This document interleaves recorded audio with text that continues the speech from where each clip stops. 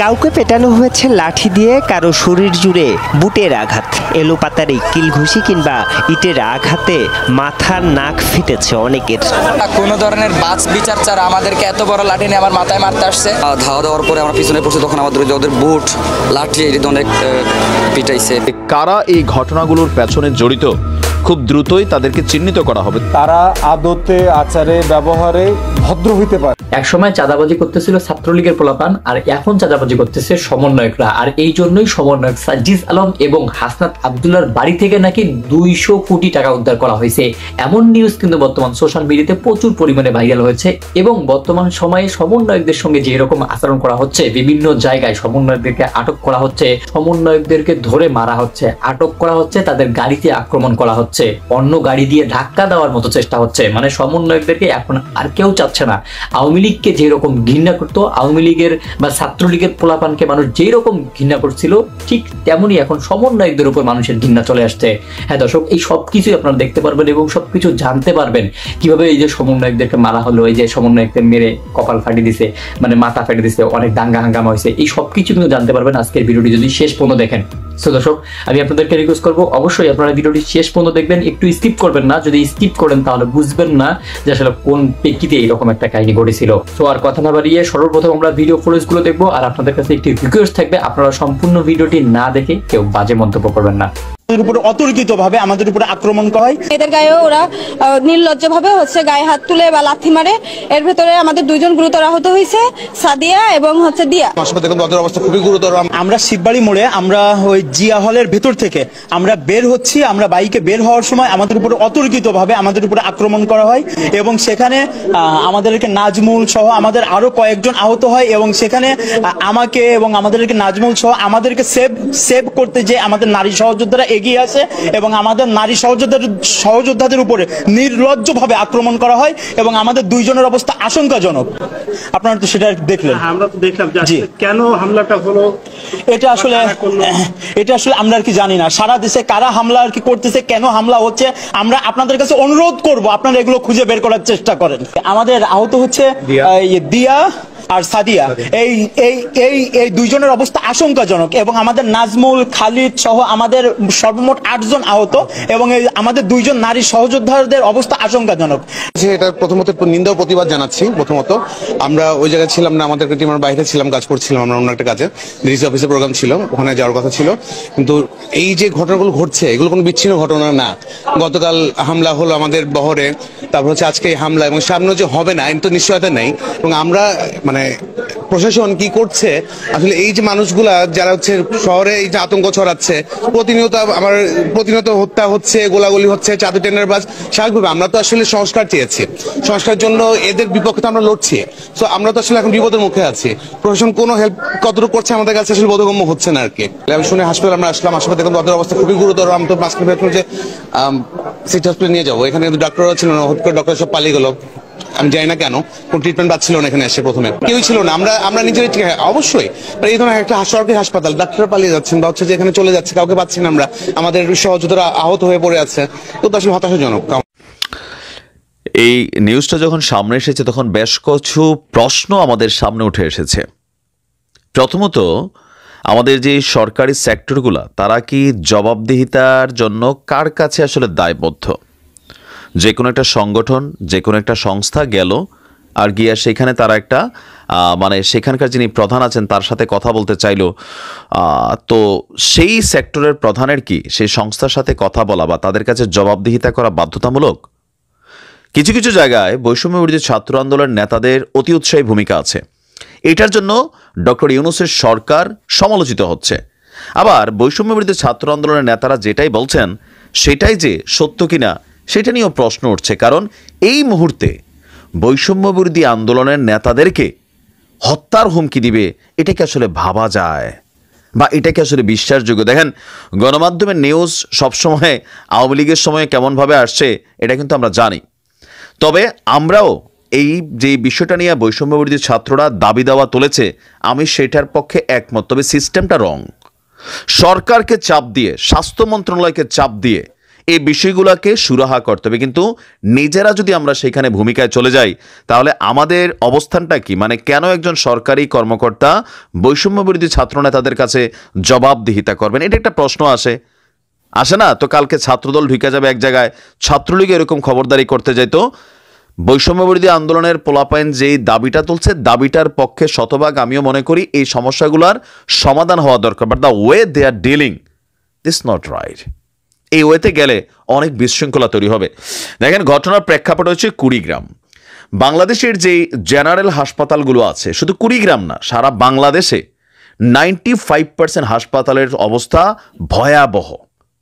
এখানে সুচিকিৎসা হয় না, এখানে অব্যবস্থাপনা আছে, ডাক্তাররা নিয়মিত হাসপাতালে বসেন না, রুগীদের যে খাবার দাবার বাসস্থানের মান একদম থার্ড ক্লাস, আর রাষ্ট্র বিলিয়নস অফ ডলার প্রতিটা বছরে খরচ করছে, কিন্তু মানুষের কাছে যে আকাঙ্ক্ষিত সেবার মান সেইটা পৌঁছে দেওয়া যাচ্ছে না। আর এটার জন্য মিসম্যানেজমেন্ট এত বছর ছিল। তো এখন যেহেতু একজন স্বাস্থ্য উপদেষ্টা আছে, তিনি আসলে কি করছেন? এবার আসেন ঘটনার প্রেক্ষাপটটা কি। কুড়িগ্রাম জেনারেল হাসপাতালে নানা অসঙ্গতির প্রতিবাদ করায় অভিযোগটা উঠছে কি, বৈষম্য বিরোধী ছাত্র আন্দোলনের নেতাদের প্রাণনাশের হুমকির অভিযোগ উঠেছে হাসপাতালটির একজন চিকিৎসক ডাক্তার রেদওয়ান ফেরদৌসের বিরুদ্ধে।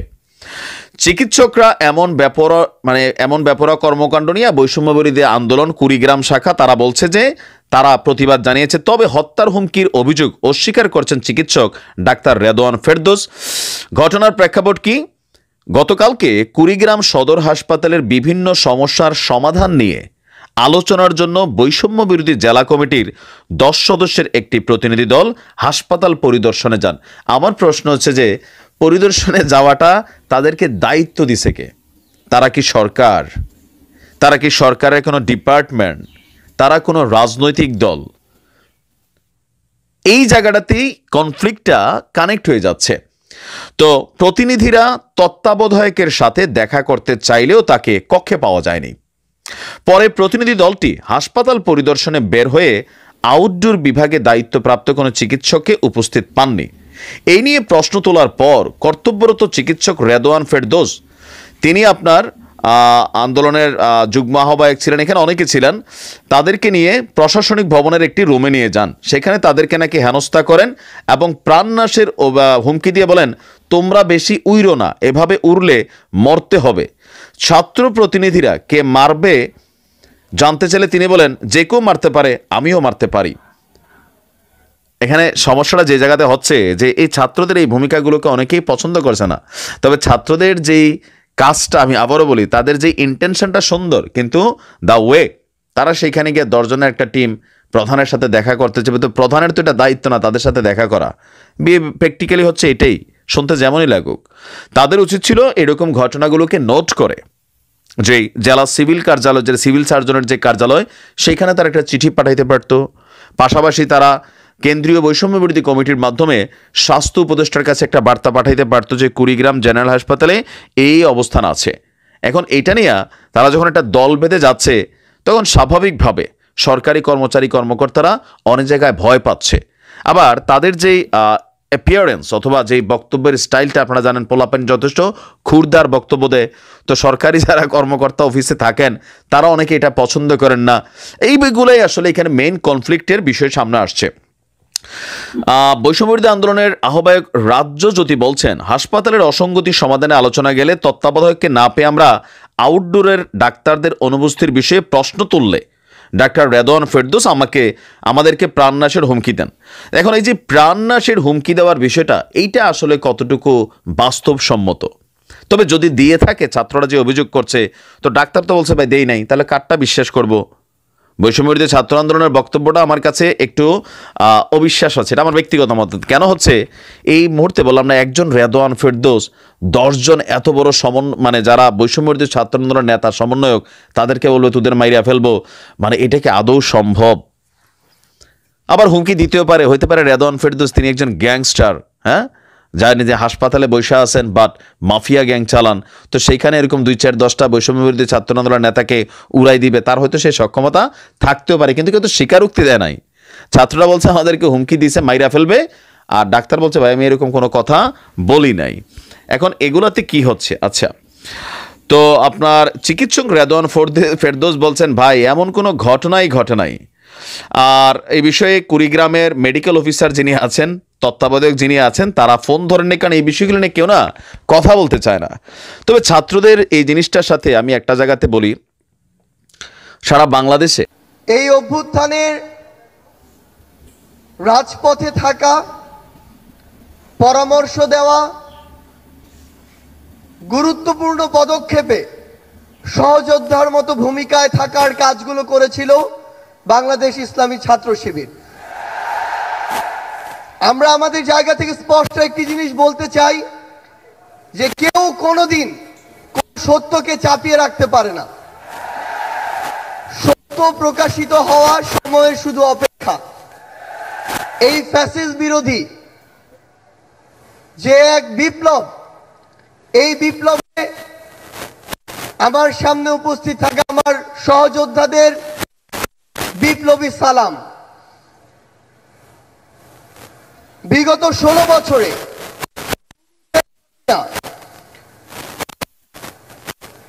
যাকেই তার পটেনশিয়াল থ্রেট মনে করেছিল তাকেই যেভাবে পেরেছে নানা উপাধি দিয়ে, নানা তকমা দিয়ে ব্লেম গেম খেলা যেটি ছিল সেই খেলায় মেতে উঠেছিল। আমরা দেখেছি অনেক নিরপরাধ মানুষকে, অনেক নিরপরাধ আলেম ওলামাকে কিভাবে শুধুমাত্র তার পটেনশিয়াল থ্রেট মনে করার কারণে জেলখানা থেকে শুরু করে হামলা, মামলা, নির্যাতনের মাধ্যমে হত্যা করেছে। আমরা আমাদের জায়গা থেকে মনে করি যে বাংলাদেশ ইসলামী ছাত্র শিবির সহ বাংলাদেশের এমন অনেক গুরুত্বপূর্ণ ব্যক্তি ছিল, সংগঠন ছিল, যাদেরকে এই খুনি শেখ হাসিনা বাংলাদেশে, এই স্বাধীন দেশে বেঁচে থাকাটা তাদের জন্য দুঃসাধ্য করে রেখেছিল। আমরা আমাদের জায়গা থেকে শুধু আপনাদেরকে একটি কথাই বলতে চাই, খুনি শেখ হাসিনা যেভাবে আপনাদেরকে সহ অনেককেই রিপ্রেজেন্ট করার চেষ্টা করেছিল, বাংলাদেশের বর্তমান প্রজন্ম সেটিকে কিন্তু বিশ্বাস করে না।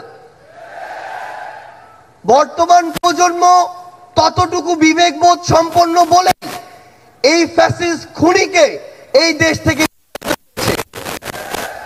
এবং তার দেয়া প্রেসক্রিপশন আগামীর প্রজন্ম হজম করে না বলেই তাকে এই দেশ ছাড়া করা হয়েছে।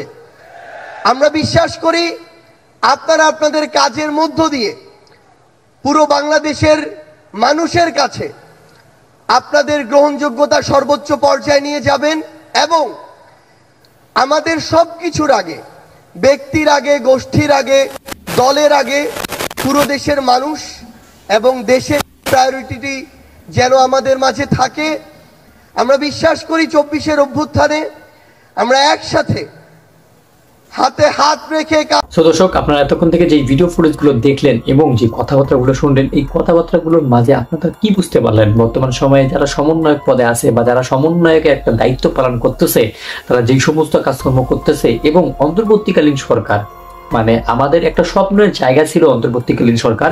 অন্তর্বর্তীকালীন সরকারের একটা দায়িত্ব ছিল যে তারা দেশটাকে সংস্করণ করবে, দেশে যেই সমস্ত খারাপ কাজগুলো ছিল, চুরি, লুটপাট, চাঁদাবাজ, সন্ত্রাসী, এই সমস্ত কাজকর্ম বন্ধ করবে। কিন্তু আমরা কি দেখতে পাচ্ছি যে সমন্বয়করা বা অন্যান্য যারা আছে বা রাজনৈতিক দলের যারা নেতারা আছে, তারা কিন্তু আবার সেই রকম কাজকর্ম চলে আসতেছে। মানে বিভিন্ন জায়গায় টোল নেওয়া, বিভিন্ন জায়গায় মাস্তানি করা, লুটপাট, এরকম কিন্তু প্রতিনিয়ত নিউজ আসতেছে। তাহলে এই যে আমরা দেশটাকে স্বাধীনতা আনলাম বা আমরা এই যে একটা বিপ্লবী দেশ পাইলাম, এই দেশটার অর্জন করার লাভটা কি হলো? তাইলে ছাত্রলীগের সময় যেই রকম ভাবে দেশ চলতেছিল, যদি এখনো ওইভাবেই দেশটা চলে, তাহলে তো ছাত্রলীগই ভালো ছিল। মানুষ তো এরকম কথা বলবেই। কিন্তু অন্তর্বর্তীকালীন সরকার, তাদের মানে হাতে এখন ফুল পাওয়ার, তারা যা ইচ্ছা তাই করতে পারতেছে, যা ইচ্ছা মানে যেভাবে ইচ্ছা সেভাবে কিন্তু দেশটাকে সংস্করণ করার মানে চাইলেই তারা করতে পারে। কিন্তু তারা কি করতেছে? এখন পর্যন্ত তাদের আইন শৃঙ্খলা ঠিক নাই, এখন পর্যন্ত উপদেষ্টারা তাদের নিজেদের কাজ জানে না, এখন পর্যন্ত কোনো শৃঙ্খলায় আসতেছে না বাংলাদেশ। এই সব কিছু দেখেই কিন্তু জনগণ এখন মানে অন্তর্বর্তীকালীন সরকার থেকে দূরে সরে যাচ্ছে। অন্তর্বর্তীকালীন সরকারের প্রতি যে একটা বিশ্বাস ছিল এতদিনের, সেই বিশ্বাসটা সবাই হারিয়ে ফেলতেছে। আপনাদের কি মনে হচ্ছে অবশ্যই আপনারা আপনাদের নিজস্ব একটি মন্তব্য করে যাবেন আমাদের ভিডিও কমেন্ট বক্সে। সো দর্শক, ভিডিওটি ছিল এতটুকুই। আবারও দেখা হবে নতুন কোনো ভিডিওতে নতুন কোনো টপিক নিয়ে। ততদিন পর্যন্ত ভালো থাকুন, সুস্থ থাকুন। আল্লাহ হাফেজ।